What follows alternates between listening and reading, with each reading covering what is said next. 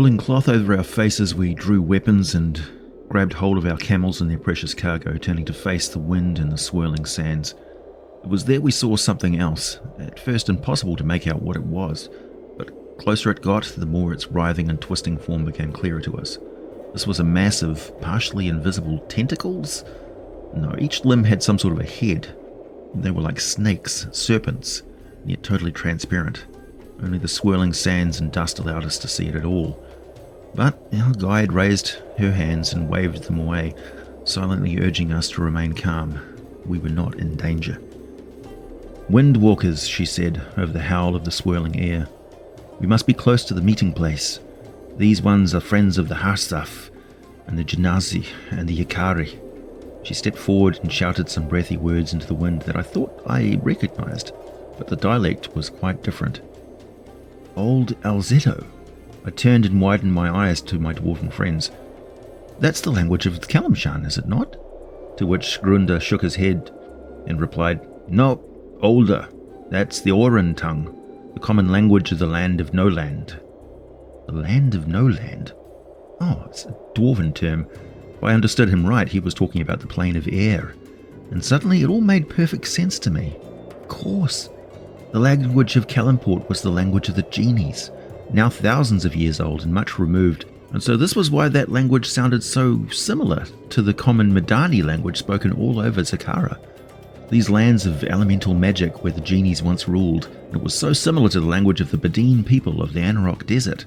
It all fell into place in my head, and as the swirling sandstorm around us suddenly calmed, with the air becoming increasingly humid and pleasantly cool, revealing a splendid-looking, muscular, bare-chested humanoid wearing luxurious and billowing pants, a tidy fortune and precious jewellery and a wide, confident smile. This was a djinn we were here to meet, an ancient being of powerful magic, who happened to keep this Windwalker creature as its pet. The djinn founded the Kalim Empire in what is now Kalimshan over 9,000 years ago. Many of them took mortal concubines, and from these unions were born half-elementals, who in turn mated with mortals to produce the air Genasi. They are the reason why magic in Kalimshan is so different to other traditions outside of the desert lands. They're also central to the conflict that has raged in the desert region for thousands of years. Though there seems to be peace at the moment, the fact that we are meeting a powerful Jinn Lord out in the deep desert doesn't seem to bode well, and now that the sand mist seems to be clearing, I noticed with a crawling sensation up my spine that we were not alone. There is a circle of at least a half a dozen Harsaf surrounding us, dressed in clothing that matches the terrain perfectly. Their red eyes and their leathery red-brown faces seeming to glow with their own baleful light.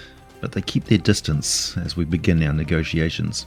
The desert is barren, yes, but it's far from empty, and I suspect those half-Saf have been tracking us for days. Hey there, my name is AJ Pickett and I make videos about role-playing games. Today we will be taking a quick look at the elemental creatures called the Windwalkers, present in Kalimshan and the entire subcontinent of Zakara, but present in pretty much any location where the genies of the elemental plane of air are active. Most Windwalkers will be found in service to another elemental of high intelligence and ambition, so let's get into it. The Maswat-Ri, or Windwalkers, are kept as cloud sculptors by the Jinn, in the elemental plane of air. Other creatures have summoned them and retained their services in order to herd rain clouds to their lands, or to keep the life-giving rains from their enemies, which can be a devastating form of warfare. Desert tribesfolk such as the Badin from Anarok are well aware that the Maswat-Ri are intelligent beings and are careful not to insult them or to make any comments about them just being servants of the Jinn, as the notoriously fickle genies are powerful and quite often so are the creatures they bring with them. On rare occasions, storm or cloud giants may force Windwalkers into servitude, and of course they can be summoned by the elemental mages called the sha'irs. This is simple enough to do, but inexperienced arcanists and diabolists are often ill-prepared for how spell-resistant and durable an obstinate Windwalker can be, to the summoner's great misfortune. You see, Windwalkers are telepathic and can automatically detect thoughts within 300 feet. They're also clever enough to spread out and act as a detection network covering a 900-foot area, but otherwise always move about in tightly knit groups. They are normally only faintly visible to the naked eye, like brief reflections of light from floating cobweb strands. but when moving through fog, mist, steam and sandstorms, they look like a mass of coiling, twisting serpents, constantly churning out tendrils of wind and losing fragments of themselves as trailing bits of vapour or dust, like a persistent shape in a cloud that becomes indistinct at the edges. Whenever they touch the ground, they spin off tiny whirlwinds, pushing dust and grit into the air and its tiny airborne water vapour and minute particles of dust that they consume as a form of nourishment. They're also very attracted to the tiny chemical compounds that create strong fragrances and can be lured into traps or binding circles with something as simple as aromatic oils or essences. Jinn or sha'irs keep their Windwalker servants well fed on incense and aromatic offerings, but in the wild they usually gather to feed on clouds, tending to keep to themselves in the vast open air. They only willingly associate with air elementals, and some sages have speculated that Windwalkers themselves are simply a form of younger air elemental, while others are more certain they are a separate species entirely, perhaps related to a kind called the Sakina, though the two races are well known to detest each other. It's hard to say.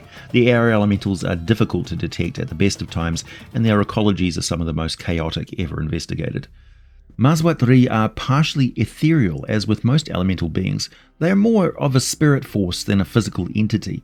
They use matter to form a body, but are not as reliant on the body as creatures of the material plane. As a consequence, they have natural abilities to manipulate matter, particularly air in the Windwalker's case, and they have innate immunities and resistances. The Windwalkers can enter a hostile creature's space and stop there. They can also move through a space as narrow as 1 inch wide without squeezing. They're immune to poison and take only half damage from any non-magical weapon, thunder and lightning. They can't become exhausted, can't be grappled, paralysed, petrified, restrained or knocked prone or unconscious. They have 60-foot dark vision and a passive perception of 10. I have found a fairly good stat block conversion to 5th edition. It includes the spell-like ability of the Windwalkers to slow down their movement and create an effect exactly like a Windwalk spell. It's not the best fit for what they could do in earlier editions, but it's quite handy. So up to 3 times per day, the Windwalker can transmute up to 10 willing creatures within 30 feet.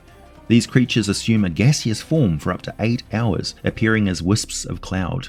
In cloud form, the creature can't really attack, but they can either make a dash action or transform and end the effect. That process requires a minimum of 1 minute, and they will be incapacitated while they do so. It takes 1 minute to turn into their cloud form originally as well. I think the simplest way to handle their spell resistance and immunities is like this. Unless the spell changes the speed or rate at which they can take actions or move, they have advantage to save versus the spell. That's the easiest way to handle them. Their attack takes the form of intense wind force. Each creature within 10 feet of the Windwalker must make a DC 14 strength saving throw. On a failure, the victim takes 3d8 bludgeoning damage and is flung up to 20 feet from the Windwalker in a random direction. I use a d8 to determine direction. In fact, I designed a special cardinal direction dice you can buy, links in the video description down below. When the victim lands, they are knocked prone. However, if they hit a wall or floor, they take an additional 1d6 bludgeoning damage per 10 feet that they have been thrown and possibly fallen. This takes into account that this attack might be made in an environment such as the plane of air, where there often is not a floor or walls. If the victim happens to strike another creature, that creature must succeed on a DC 14 dexterity saving throw or take the same bludgeoning damage and also be knocked prone. If a creature in the area does make a saving throw and are not thrown 20 feet or knocked prone, they still have to take the initial 3d8 bludgeoning damage. And that's about it. Fairly simple as rules mechanics go. You can literally just use the stat block for a standard challenge rating 5 air elemental with a few alterations aside from the additional telepathic powers. The fun with Windwalkers is that they're quite clever elemental natives who speak the Auran language and often work for more powerful masters. So encountering one of them is a pretty strong indicator that a Jinn, sha'ir, storm giant or some such is either nearby or is well aware that the characters are there and what they're up to.